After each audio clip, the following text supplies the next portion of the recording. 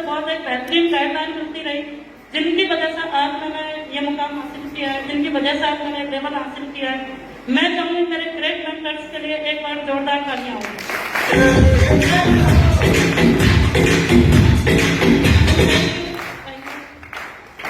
साथियों, मैं बहुत सौभाग्यशाली हूँ कि परिवार में किसी ने सपोर्ट किया नहीं किया, लेकिन मैं महापुरुष जिनका इतना बड़ा लेवल है, उन्होंने हमारे साथ में फील्ड करवाया। जो फरीदाबाद में आए थे, उन्होंने एक ही बात बोली थी कि यहाँ पर जितनी भी लेडीजें हैं, मैं सबके साथ में एक भाई की तरह काम करूंगा। और उन्होंने हमारे साथ में ऐसा काम किया जैसे प्रेशर लेवल का बंदा काम करता है। उमेश सर, विनोद सर, रूप किशोर सर आज नहीं है वो इस बिजनेस में, हर किसी का कहीं ना कहीं बहुत बड़ा सहयोग आज रहा है। जो मुझे ये बेल्ट मिली है या मुझे ट्रॉफी मिली है, मैं चाहूंगी एक बार सभी मेंटर्स के लिए जोरदार तालियां हों।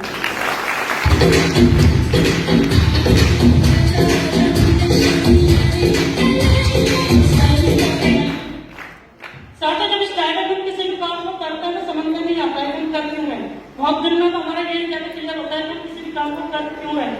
स्टार्टअप में एक चीज होती है कि एक शॉपिंग की है और 2 लोगों को जोड़ना 1400 रुपए का चेक बनाना। लेकिन जब धीरे धीरे किसी भी काम को करना शुरू कर देता है तो हमें उसकी गहराई का पता चलना शुरू होता है। जब मैंने इस बिजनेस को करना शुरू किया था धीरे धीरे तो मैंने उसमें एक डिफरेंस देखा अपनी वकालत में। क्या वकालत में पैसा कम होता है?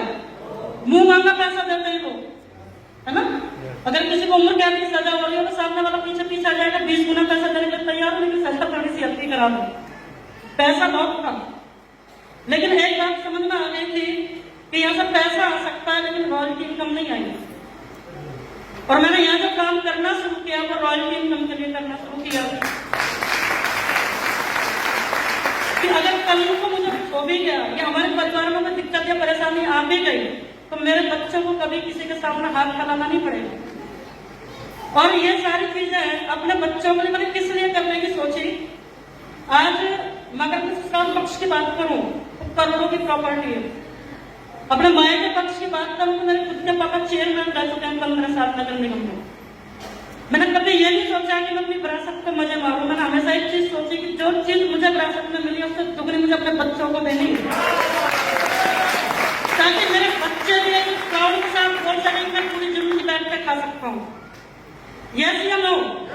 और जब लक्ष्य इतना बड़ा हो जीवन में काम करने का तो क्या सास की, ससुर की, परिवार की, मोहल्ले की बातें बुरी लगेगी? लक्ष्य मेरा है, इरादे मेरे हैं, कामयाबी मेरी है, तो बात दूसरे की बुरी क्यों लगने लगी? बात बुरी सिर्फ उन्हीं को लगती है जिनके खुद के हौसले बुलंद नहीं होते, जिनके खुद के लक्ष्य अपने नहीं अपने लाइफ में होते हैं, जीवन में होते हैं। वो सिर्फ ये कहते हैं कि आज ये वाली बहन जी बुला लाइए प्रोग्राम में चलना है, कल उस वाली बहन जी ने भैया जी ने बोल दिया कि दिल्ली में जाना है, अपना उसका कोई लक्ष्य नहीं। मैं सभी साथियों से एक बात बोलना चाहूंगी कि सबसे बढ़िया प्लेटफॉर्म लाइफ में कुछ भी नहीं है, और जिसने यहाँ पे भी कुछ नहीं किया वो जीवन में कुछ नहीं कर सकता। इतना अच्छा प्लेटफॉर्म है कि जहाँ हमारे इतने सक्सेसफुल पर्सन हमारी आंखों के सामने हम देख रहे हैं कि एक सरफेस पर से स्टार्टिंग करने के बाद आज वो आसमान को छू रहे हैं। तो क्या हम तुम लोगों का वो पावर, वो ताकत या वो इरादे हमारे नहीं हो सकते? लेकिन हम बनाते क्यों नहीं है?